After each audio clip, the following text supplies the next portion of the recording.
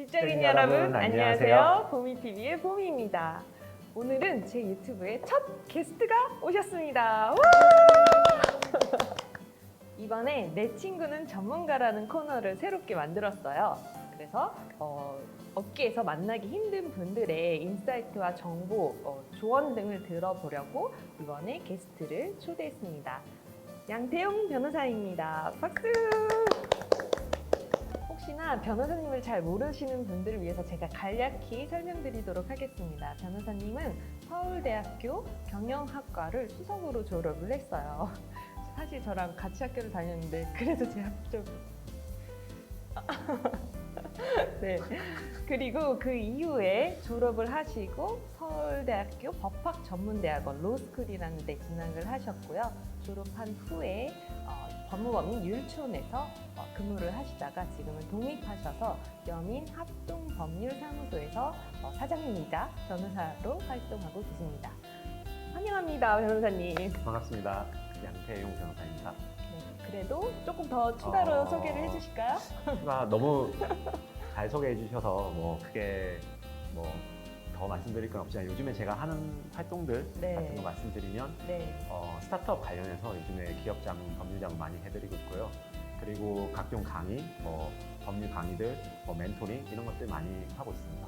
그리고 서울에 있기도 하고 세종에 사무실 있고 서울에서 주로 많이 활동도 하고 있습니다. 사실 저희가 학교를 같이 다녔고 저도 공부를 열심히 하는 편이었는데 열심히 하셨죠? 네, 제가 잘 알죠. 열심히 했는데 성적이 좀 성적 좋았던 걸로 제가 아는데 나쁘진 않지만 수석할 정도는 아니었거든요. 네. 어떻게 이렇게 수석 공부법은 좀 뭔가 다릅니까?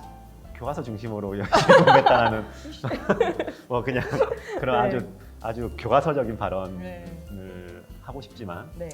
굳이 말씀드리면 목표의식이 좀 분명했었던 것 같고요. 네. 잘하고자 왜냐하면 제가 사실 서울대 전기컴퓨터공학 계열로 입학을 했습니다. 네네. 그런데 어떻게 하다가 방황을 하다가 뜻이 있어서 경영대학으로 전과를 하게 됐는데 약간 거기서 색안경을 끼고 보는 있었고 약간 열등감도 조금 있었던 것 같아요. 그래서 왜냐하면 저는 그냥 이공계에서 그냥 경영대로 바꿨을 뿐인데 약간 이방인처럼 보는 느낌? 그래서 더 열심히 해야겠다는 생각도 했고 두 번째로는 바꿨으니까 이거에 대해서 확실한 전문가가 되어야겠다는 생각으로 학교 수업 열심히 듣고 복습도 열심히 하고 찾아서 논문도 보고 하면서 그렇게 열심히 한 결과 그냥 그래도 결과적으로 운이 좋게 네, 그 전과를 하셨다고 했는데 공대에서도 공부 잘하신 걸로 저는 알고 있었거든요. 네. 또 경영대가 전과하려면 학점이 낮으면 또 전과도 못 하잖아요. 네. 근데 굳이 왜 공대에서도 잘하신 분이 경영대로 전과를 했는지 좀 궁금하거든요. 제가 군복무 마치고 나서 왔는데 그 연구를 친구들은 계속 하고 있었어요. 그 박사 과정까지 쭉 가기 위해서 저는 해외 유학을 가려고 재직 군복무를 마치고 이제 학부만 졸업하고 해외를 갈 목적으로 그랬었는데 보니까 그 친구들이 하는 연구들이 먼저 나아간 친구들 보니까 이 길은 제 길이 아닌가 보다 라는 생각이 들고 또 제가 그때 또 동경하던 인물들이 진대재, 황창규 이런 그 저희 전기컴퓨터공학 계열 출신 그 삼성전자 사장님들이어가지고 경영이 재밌을 것 같다. 그리고 MBA도 사실 관심이 있었어요. 그래서 MBA 가느니 그냥 경영대로 전과하는 게 좋지 않을까 하고 경영대 또 재밌을 것 같고 부가가치가 생산하는 좋은 학문이니까 배워보고 싶다라는 생각을 갖게 됐습니다. 네, 결론적으로 적성에 맞으셨나요? 예, 되게 재밌었고요. 네. 비즈니스 툴이라는 게 그렇죠. 너무나도 재밌고 좀 혁신적이고 또 사회를 좀 더 밝고 행복하게 만든다고 생각하거든요. 그런데 그 중간에서 제가 느꼈던 거는 너무나 재미있고 어프로치는 좋은데 결국 그 모든 그 기결은 이윤으로 기결이 되는 부분에 있어서 조금 스스로 당시에 약간 중2병이라고 해야 되나? 네. 그 걸려가지고 정의란 무엇인가 그렇죠. 이게 빠져가지고 가치란 무엇인가 이런 빠져가지고 그때 정의란 무엇인가가 네. 베스트셀러였던 그렇죠. 것 같은데. 네. 그리고 그때 당시에 그런 고민을 하다가 경영대가 도구로서는 좋지만 그 목적성에 있어서 좀 20대 중반의 그 대학생한테는 조금은 좀 물음표를 가지게 만들어줘가지고 이제 로스쿨을 가야겠다. 사실 지금 와서는 법 배워도 정의란 무엇인지 모르겠는데 그때는 어린 마음에 가면 정의란 무엇인지 배울 수 있을 줄 알았어요. 네. 로스쿨 가서는 공부하는 것도 안 힘드셨어요? 이제 그때부터 이제 인생이 꼬이기 시작했죠. 변호사가 로스쿨 가서 인생이 꼬였다고요?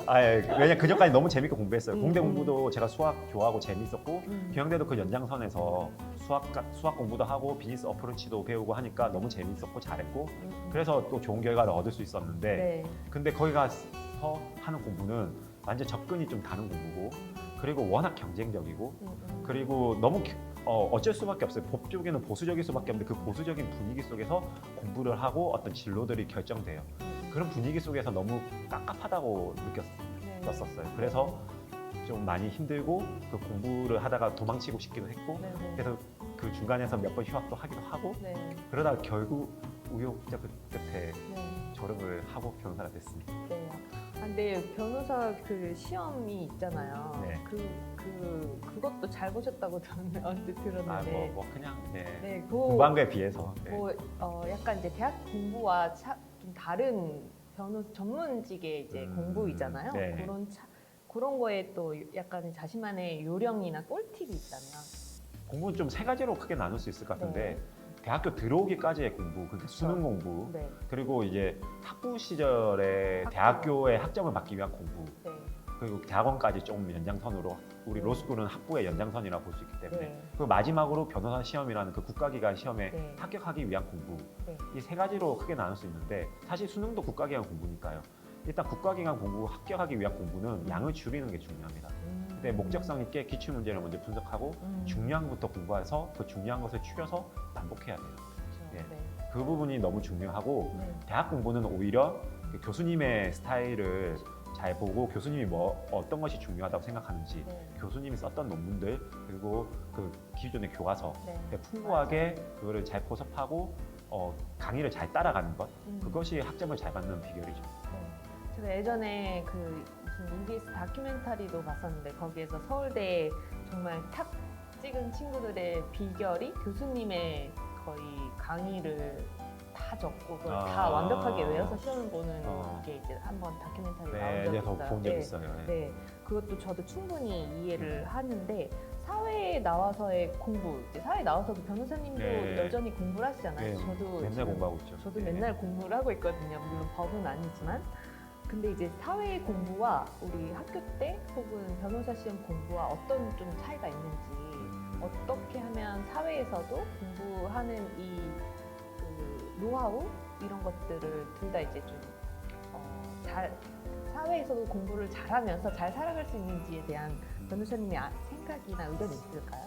결국 그러니까 공부라는 게 대학 때 공부는 텍스트를 보고 네. 외우고 응용하고 풀어내는 거잖아요. 그렇죠. 결국에는 혼자서 자기만의 싸움으로 충분히 할 수 있는 건데 사회에서 공부는 혼자서 할 수 없는 것 같아요. 결국에는 네트워킹에서 그러니까 뭘 배우고 깨달아야 되는데 사회에서는 일을 해나가고 어떤 결과를 만들어내야 되는 것이기 때문에 혼자 하기는 어려워요. 그럼 결국 같이 만들어야 되는 건데 그럼 같이 만들면서 사람이 어떻게 스타일을 할 것이고 그런 것들을 그런 거 공부를 해야 돼요. 그리고 이 사람이 내가 이렇게 말하면 어떤 기분을 가질지 그렇죠. 그런 공부들을 해야 되기 때문에 매번 시험이고 네. 그 이전의 공부는 시험 날짜가 정해져 있고 우리는 벼락치기를 할 수 그렇죠. 있지만 사회에서 공부는 매번 시험이고 매번 시험대에 올라서 그 결과를 받아들이는 그리고 혼자서 할 수 없고 서로 교류하면서 소통하면서 공부를 해야 된다. 네. 네, 전 그 부분에서 다르고 그 부분에서 서울대생들이 가장 어려워하지 않는가. 그렇죠. 너무 힘들죠. 네. 네. 그래서 저는 항상 후배들 만나면 네. 너네들 학교까지는 학점까지가 어느 정도 중요할 수 있겠지만 네. 나오면 다 사람 장사다. 그렇기 때문에 네트워크를 쌓는데 게을리하지 말고 사람들이 어떻게 생각하고 네 말을 어떻게 듣고 반응하는지에 대해서 그런 거에 대해서 공부를 해라고 많이 조언을 해줘요. 하지만 제가 몰랐던 것처럼 그들도 모르더라고요. 네. 혹시 그런 걸 공부하기 위해서 또 특별히 노력하는 게 있으신가요? 어떤 공부? 그렇게 사람에 대해서 잘 알고 네트워크를 쌓고 이해를 하려고 해서 결국 그거는 특별하게 했던 거. 저는 학부 때 두 가지. 네. 술자리 가서 술자리 중요하고. 술자리 가서 술을 많이 먹는 게 중요한 게 아니라 사람들이 어떻게 커뮤니케이션 하는지 어떻게 흥을 돋고 결국 재미가 있어야 되고 그쵸. 서로 이 감정이 형성돼야 되는 것이기 때문에 거기서 또 싸우기도 하고 술 먹다가 싸우기도 하고 그러다가 인간적인 또 거죠. 풀기도 하고 그러면서 많이 배웠던 것 같고 두 번째는 여행을 많이 갔던 것. 네. 여행을 가면 정말 매번 새로운 상황이 닥쳐요. 갑자기 나 오늘 그 박물관 하는 줄 알았는데 박물관 그쵸. 문을 닫았다든지 그럼 뭐 해야 되지?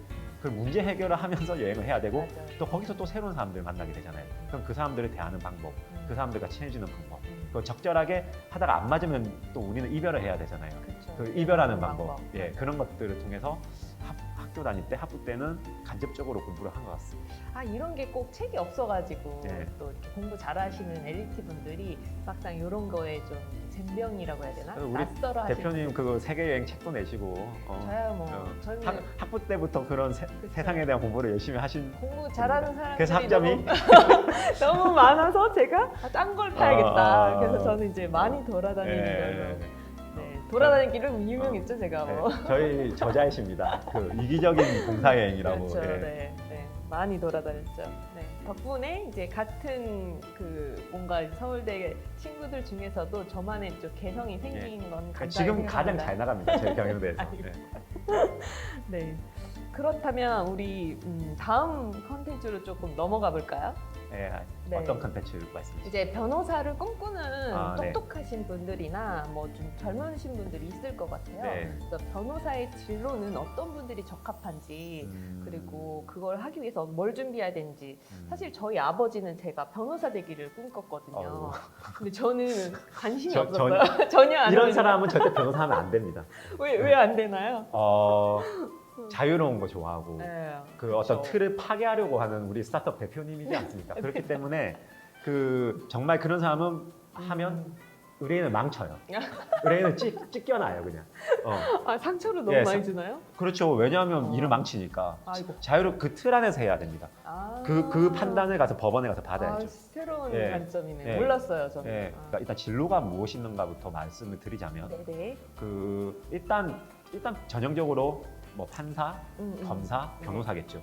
예, 그리고 국가기관에서 종사하는 사람 그리고 사내 변호사 정도. 네네. 예, 그 정도는 알 수 있는데 판사, 검사는 기본적으로 그 뭐라고 해야 되나 전통적인 직역이에요. 네. 검사는 나쁜 사람 잡아다 가지고 그 공소 제기 기소하는 거고 네네. 판사는 그 변호사와 검사가 이렇게 대립하고 있거나 아니면 민사에서 변호사와 변호사가 대립을 하고 있으면 거기에 대해서 판단을 하는 사람이고 예, 그렇기 때문에 검사, 판사 같은 경우는 조금 공익적 마인드가 있고 틀에 맞춰진 부분을 잘 수행하고 그것을 잘 해석하는 사람 네네.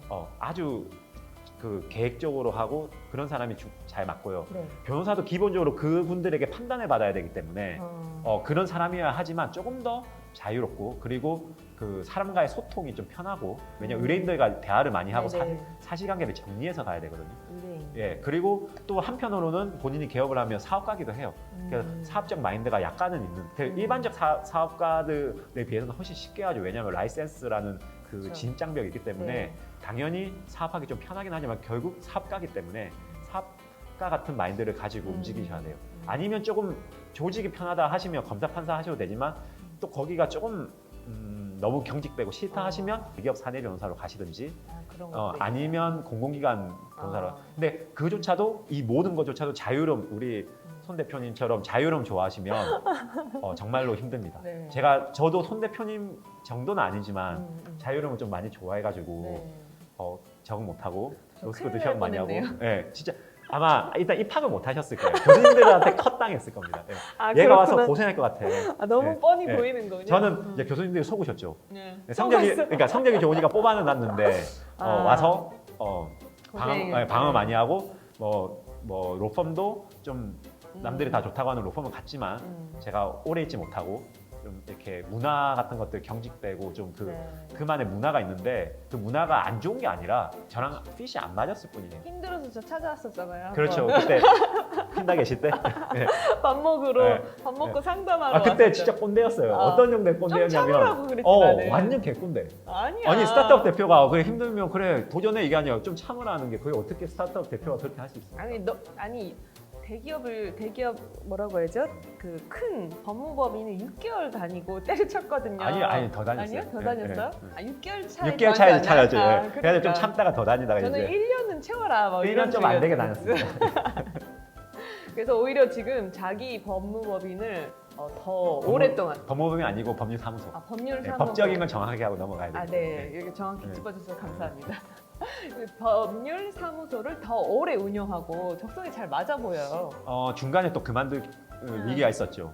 위기는 예, 어디나 있으니까. 예, 그랬는데 스타트업 쪽으로 하기로 시작하면서 새로운 활로를 찾은 것 같습니다. 네. 그 전까지는 결국에는 제가 말한 전통적인 네, 전통적. 법률사무를 해야 되기 때문에 법원에 가야 되고 검찰청에 가야 되고 이렇게 음. 했어야 되는데 그게 너무나도 좀 답답했어요. 네. 그리고 일반 의뢰인들은 항상 불행해져서 오시는 분이기 때문에 그분들에게 돈을 받으면서 제가 수익을 얻는다는 것은 이게 어떻게 보면 좀 뭐라고 해야 되나 남의 아픔을 이용해서 내가 돈을 버나 수익이 생기는. 예, 그런데 이제 또 제 지도 교수님께서 말씀해 주신 게 그 사람은 너 때문에 불행해진 게 아니라 불행해져서 왔을 뿐이고 네가 덜 불행하게 만들면 되지 않느냐 그 말씀에 응원을 받아서 제가 2년 정도 했는데 그때 되니까 한계가 오더라고요. 너무 불행한 것만 보니까 너무 힘들었어요. 그러니까요. 그런데 그때 그만둘까 하다가 먹고 살 길이 없는 거예요.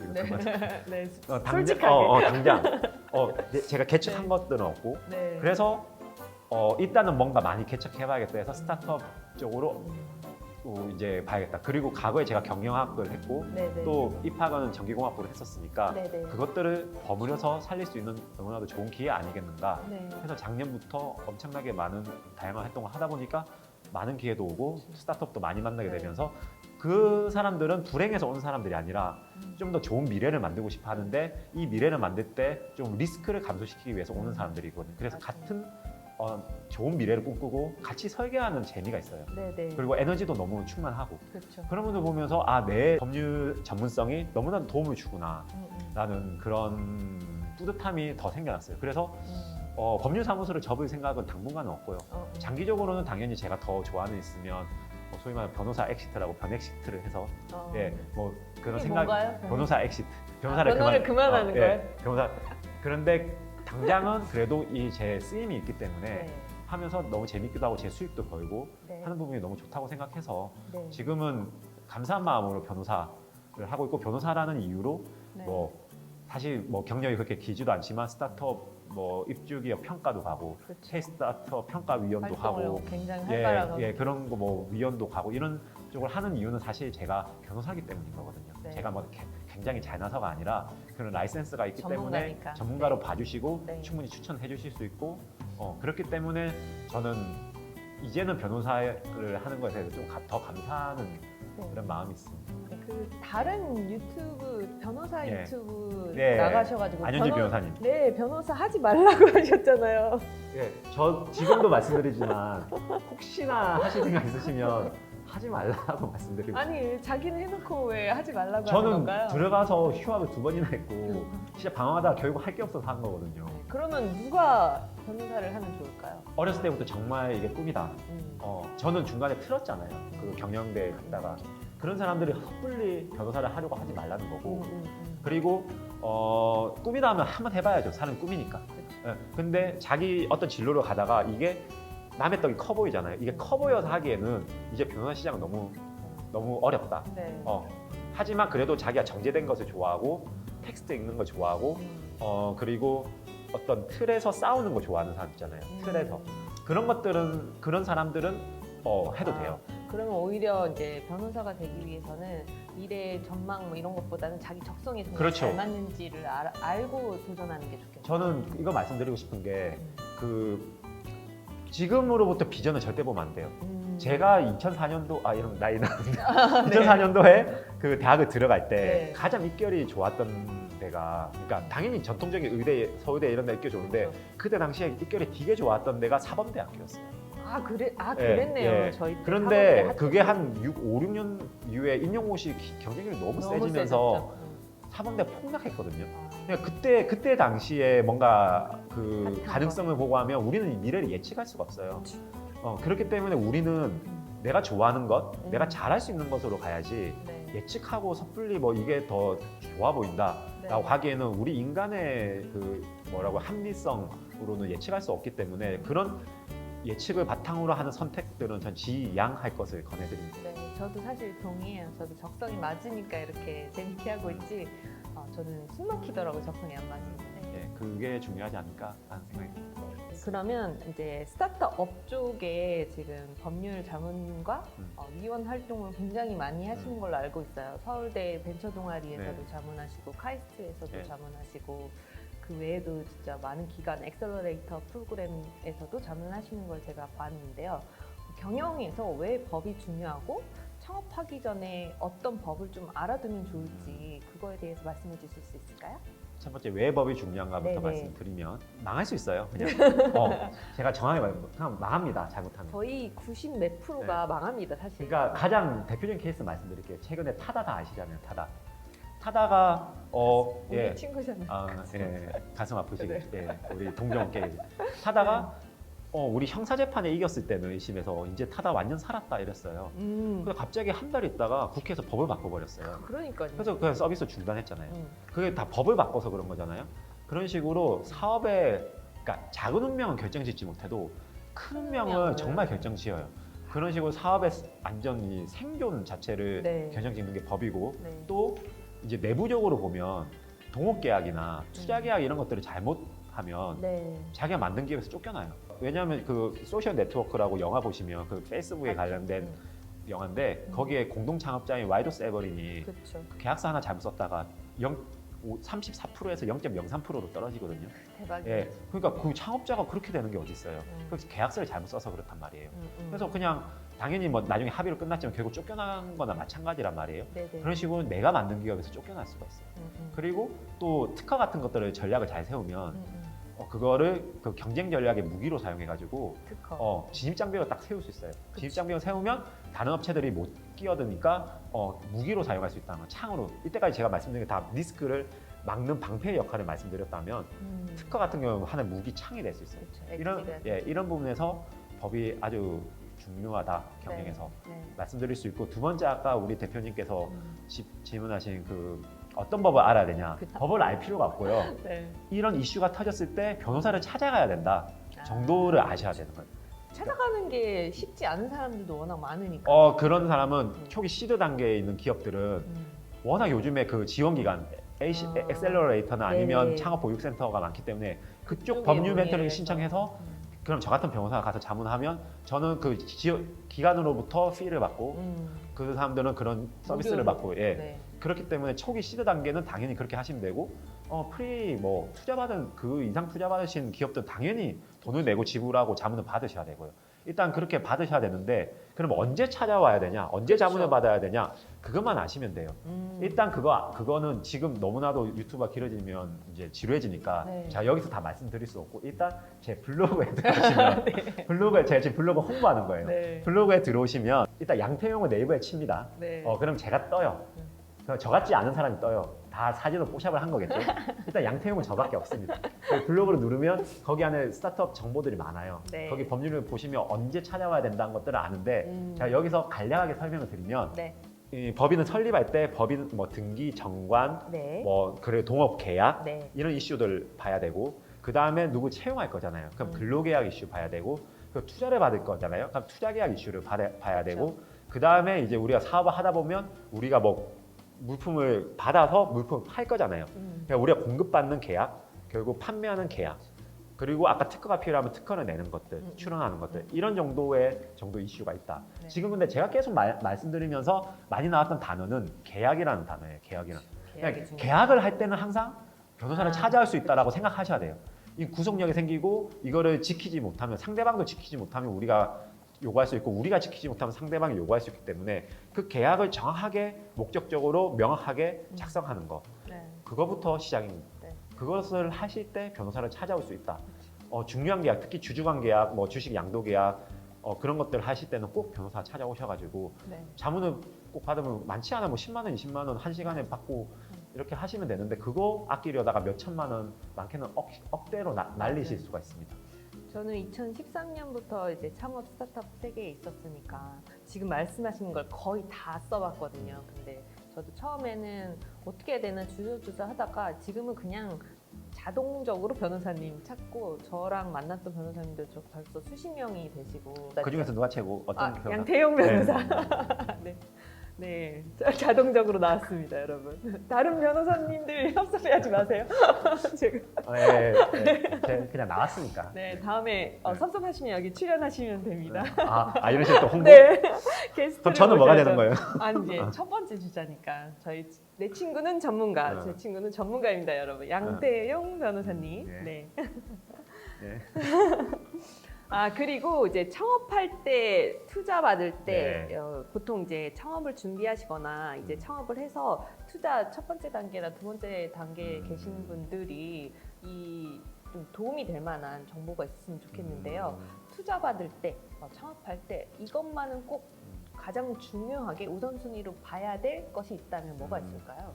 법률적으로는 이제 뒤에 말씀드리고 투자를 받아야 되잖아요. 네네. 이건 투자 받는 거는 제가 전문가는 아니지만 제가 VC가 아니고 뭐 엔젤이 아니기 때문에. 근데 제 그 업계 사람들을 계속 많이 만나지 않습니까? 항상 듣는 말은 대표이사의 인성과 능력, 그 팀원의 어떤 능력. 네. 왜냐하면 초기 스타트업 결국 무에서 유를 창조하는 것이기 그렇죠. 때문에 그 사람들이 없어요. 가진 게 없어요. 결국 사람밖에 없어요. 그 사람들이 그래서 여가 시간에 뭘 하는지 다 봐요. 네. VC들이. 진짜요? 그럼 진짜 몇십억 투자를 해야 되니까 VC는. 그렇군요. 예, 그래서 여가 시간에 뭐 하는지 이 사람 필모 같은 것들 다 검색해보고 포트폴리오 어떻게 살았는지 다 봐요. 필모그래피 같은 거. 필모그래피. 예, 그런 네. 포트폴리오들 아, 이런 것들 다 보고 네. 그래서 결정을 해요. 네. 엔젤 정도는 그 정도는 안 할 수 있겠지만 감을 할 수 있겠지만 VC가 VC 정도면 거의 그런 거 다 봅니다. 음. 당연히 이제 그 정도 가면 매출도 보겠지만 네네. 네.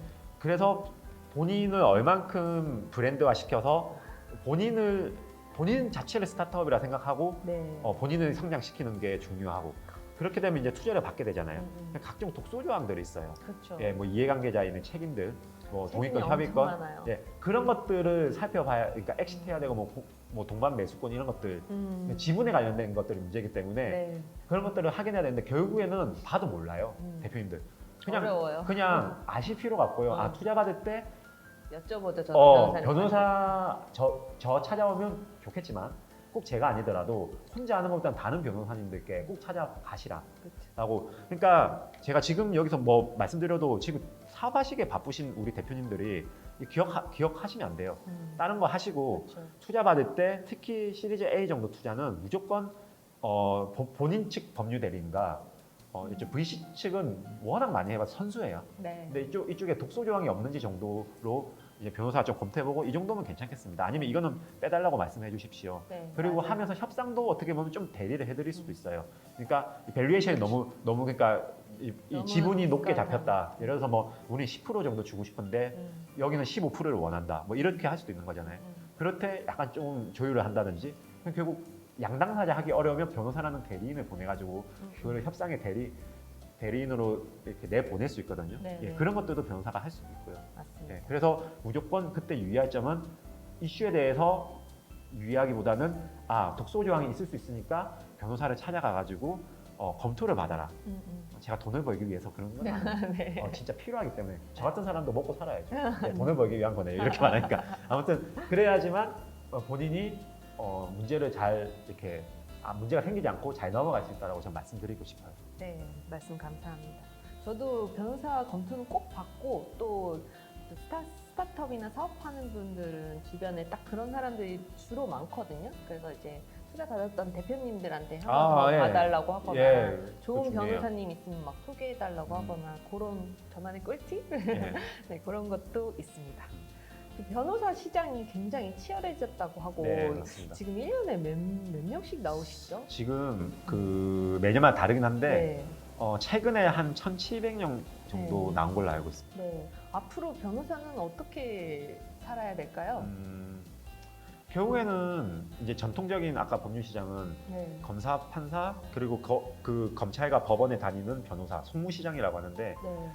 거기만 있었기 때문에 그 인원으로 살아남을 수가 있었는데 이제 나머지는 자기만의 브랜드로 다 살아가야 된다고 생각하고 네.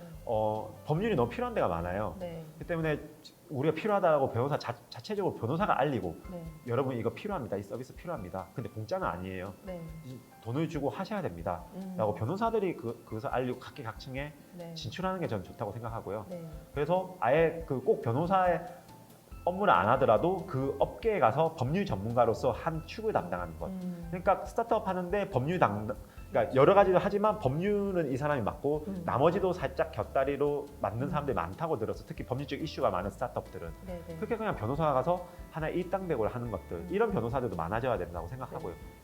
그렇기 때문에 다양하게 진출하되 네. 이제는 뭐 법원 검찰로 가는 것만 간다라고 고정관념에 빠지지 마시고 그냥 다양하게 본인이 시장을 창출해 간다. 스타트업도 없는 시장을 창출해서 니즈를 창출하는 거잖아요. 네네. 변호사 시장은 똑같다고 생각해요. 네. 그래서 뭐 해품이나 네, 그렇죠. 해품이 같은 경우가 제 그 법무부 유촌에 아, 같이 근무하는 제가 들어오자마자 나가셨거든요. 그분이 예, 창업하셨어요. 그분이 창에서 지금 웬만한 변호사들보다 잘 나가거든요. 그렇죠. 해품이. 유명하죠. 예, 네. 예. 그래서 그런 식으로 변호사들도 각자의 브랜드로 각자의 사업을 해야 되지 않는가라는 생각이 듭니다. 최근에 제가 양태웅 변호사님 블로그를 굉장히 재밌게 보고 있는데요. 최근에 되게 인기 있었던 슬기로운 의사생활이라는 드라마를 약간 벤치마킹 하셔가지고 슬기로운 변호사 생활해가지고 글을 쓰신 게 있는데 굉장히 인상 깊더라고요. 혹시 그 글을 좀 제 생각엔 저희 보는 구독자분들한테도 좀 미래에 대한 그리고 뭐 인생에 대한 조금 인사이트나 교훈 도움이 되실 것 같아가지고 그거에 대한 좀 간단하게 또 브리핑을 해주실 수 있을까요? 일단 뭐 제 생각날 때마다 쓰는 글들이라 가지고 뭐 이게 인사이트를 제공하진 않는데 그냥 제가 최근에 썼던 네네. 그러니까 뭐 1번, 2번 이렇게 쓰고 있어요. 지금 2번까지밖에 안 썼는데 그 2번에 썼던 얘기에 대해서 말씀을 좀 드리자면 좀 현재가 불안하고 좀 미래가 안 보이는 분들에게 좀 그래도 도움이 되는 말이지 않을까 그런 생각이 들어서 이제 말씀드리고 싶은데 네. 사실 이게 겉으로 저를 보면 되게 화려해 보이고 왜냐하면 뭐 좋은 학교 나왔고 뭐 변호사 되고 그렇죠. 뭐 대형로펌 다니다가 나왔고 지금 개업하는 잘 나가는 변호사 아닌가 그래, 아쉬울 게 없어 보여요. 그렇게 보이지만 네. 전혀 그렇지 않고 아. 너무나도 제가 아까 제일 처음에 말씀드렸다시피 법 쪽에 발을 들여놓으면서 네. 너무 많은 방황을 했고 그리고 어떻게 보면 20살 때부터 뭐 공대, 경영대, 뭐 법 쪽에 계속 바꿔오면서 어느 순간 저는 많이 쌓은 게 없다라는 생각이 많이 들었어요. 계속 네네. 변화했고 도전했기 때문에. 근데 요즘에 스타트업 친구들을 많이 만나면서 네. 이제 적성을 좀 찾은 것 같고 네. 너무 재밌다 하면서 잘 살고 있어요. 하지만 여전히 쌓은 거는 많지 않아요. 그럴 때마다 많이 불안해요. 네. 근데 제 동기들 중에 27살, 26살 때 군대 딱 칼 졸업해가지고 군대 갔다 와서 칼 졸업해서 대기업 들어간 친구들은 이제 서울에 집도 한 채 있고 그렇죠. 뭐 담보 대출을 했겠지만 그런 친구들이 하나둘씩 보이기 시작하면서 조급하죠. 비교가 좀 비교가 되니까. 많이 되고 나는 지금 뭐 하면 살았지? 허울뿐이 없는 변호사인가? 이런 생각이 들지만 그래도 저는 목적성 있게 살아왔는데 최근에 스타트업 때 보면 이제 J커브라는 거를 많이 그리게 되거든요. J커브. 그렇죠. 그럼 이렇게 하면 여기서 태우면서 계속 손실을 보다가 어느 순간에 딱 손익분기점을 지나서 기하급수적으로 성장하는 이 커브를 거의 다 성공하는 스타트업들은 다 그리게 돼 있어요. 다른 일반적인 기업들은 이렇게 가죠. 스타트업은 이렇게 가고. 그렇죠. 근데 제 지금까지 인생이 이런 인생이 아니었을까? 그 태우는 인생, 그 플랫폼을 만들기 위해서 내 기초를 닦기 위해서 여러 가지 공학도 하고 경영학도 하고 그 법학도 하면서 제 기초를 다지고 네트워크도 쌓고 방황하면서 겸손해지고 또 자기 관리도 하게 되고 멘탈도 챙기게 되고 그런 모든 기초를 쌓아서 이제는 기하급수적으로 내가 성장할 일만 남지 않았을까. 그래서 내 인생이 스타트업처럼 됐으면 좋겠다 이런 글들을 쓴 적이 있습니다. 그렇기 때문에 지금 조금 방황하시는 분들 그래도 본인이 열심히만 하고 있다면 분명히 그 날개를 달아서 헐헐 날아갈 기회가 있을 것이기 때문에 조급해하시지 마시고 그 스타트업의 그 폭발적인 성장처럼 성장하실 거라고 저는 당연히 믿습니다. 네, 그런 글들을 썼어요. 아까 말씀드렸다시피 제 이름 치시고 블로그 들어가서 꼭 그 글을 보십시오. 글로 보는 것이 훨씬 더 재밌어요. 네.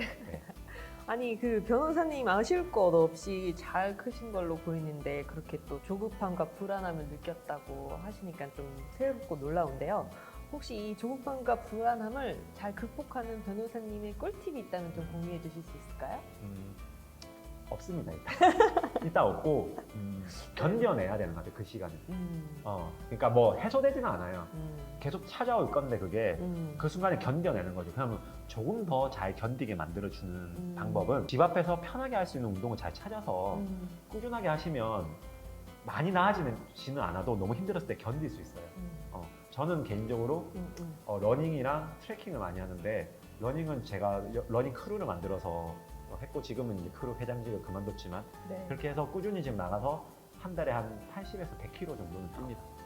많이 하죠. 예, 그렇죠. 한 달에 그 정도 꼭 뛰고 제가 계획을 잘 안 세워요. 왜냐면 어렸을 때는 계획을 잘 세우고 다녔는데 계획대로 살면 안 되더라고요. 근데 유일하게 제가 계획을 세우면서 사는 게 그 러닝 목표.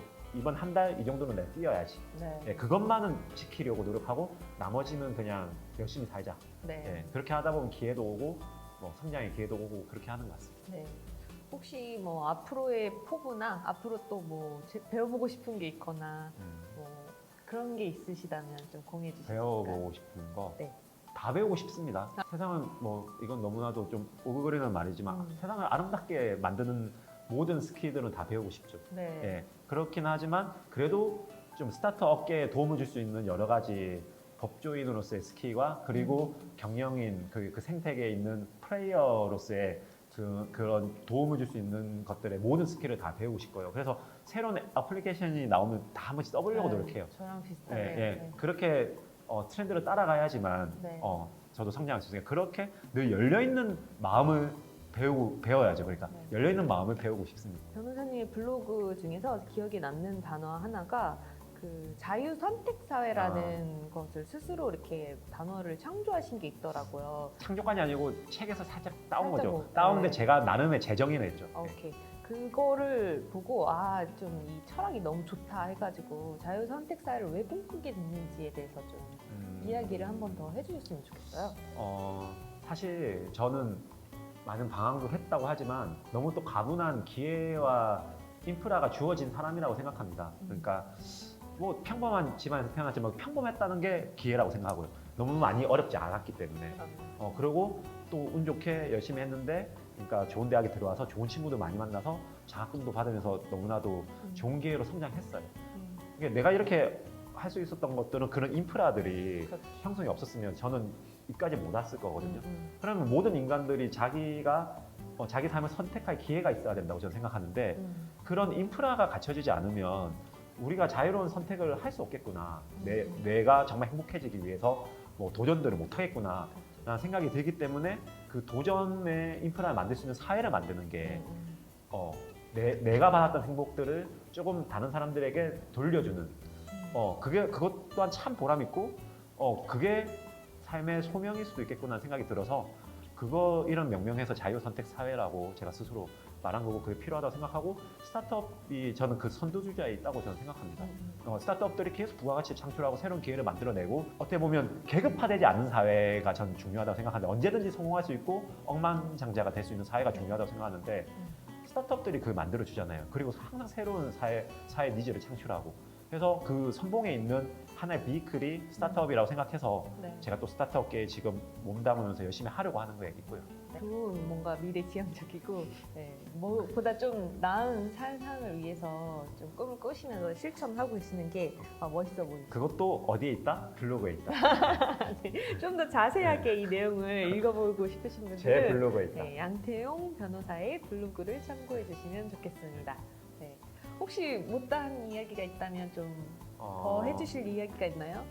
뭐 사실 너무 말씀을 이렇게 잘 끌어내 주셔가지고 큰 못다한 얘기는 없는데 뭐 법률적으로 좀 어려운 상황 있으시면 네. 뭐 주저없이 스타트업 분들 저한테 연락 주시면 제가 지금은 신사 패스트 5에 입주해 있는데 거기 사무실은 세종에 있는데 제가 그 서울 대표님들하고 만날 기회가 많으니까 그냥 만날 공간을 매번 바꾸기 힘들어가지고 신사 패스트 5에 그냥 입주해 있어요. 근데 8월 1일부터는 그 서울역의 플래그원이라는 그 공유 오피스로 네. 공유 오피스로 제가 이전을 합니다.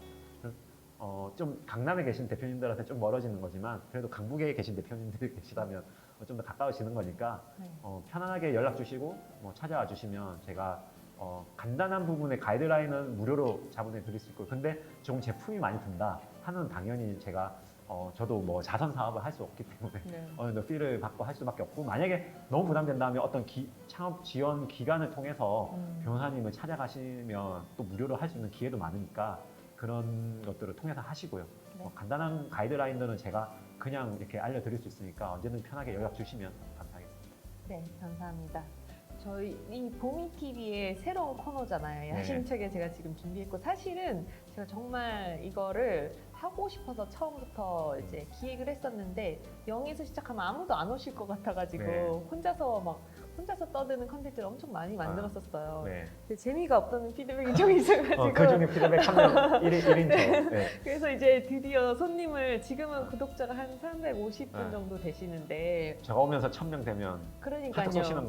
네, 그래서 어떻게 보시나요? 내 친구는 전문가 코너 떡상? 그 보미 TV의 퀄리티에 맞게끔 약간 적정선의 저는 이랬으면 어그로를 좀 좋겠어요. 그러니까 해야 너무 될것 그러니까 스타트업계 우리 대표님 워낙 스타트업계 대모시거든요. 대모. 네. 대모, 네, 그러니까 대모시요?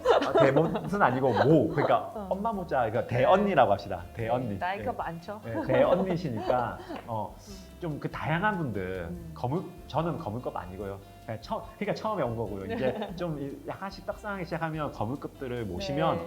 떡상하게 될 겁니다. 네, 정말로. 노력해 보겠습니다, 네. 여러분. 그러니까 결국 그 게스트의 퀄리티 네. 첫 번째 두 번째는 결국 그 퀄리티죠. 게스트의 그 품질과 그 내용의 퀄리티. 네. 예, 그게 중요하지 않을까라는 생각이 듭니다. 네.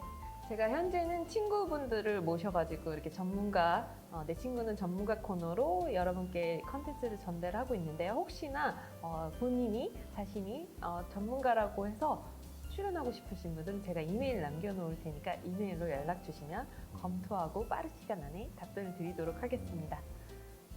네. 그러면 오늘의 영상은 여기에서 마무리를 지어볼까 해요. 오늘의 영상이 도움이 되셨다면 구독과 구독, 좋아요. 네, 부탁드리고요. 저희 마지막에 함께하는 그 문구가 있는데 기억하시나요? 이거 말씀하신 거예요? 네, 지적이고, 지적이고 행복한 하루 되세요. 안녕이에요. 지적이고 네. 행복한 이런 거 제가 잘 낯설죠. 못해요. 네. 지적이고 저도 하다 보니까 괜찮더라고요. 지적이고 행복한 하루 하루 되세요. 되세요. 네, 여러분 긴 영상 봐주셔서 감사하고요. 오늘도 지적이고 행복한 하루 되세요. 안녕. 안녕.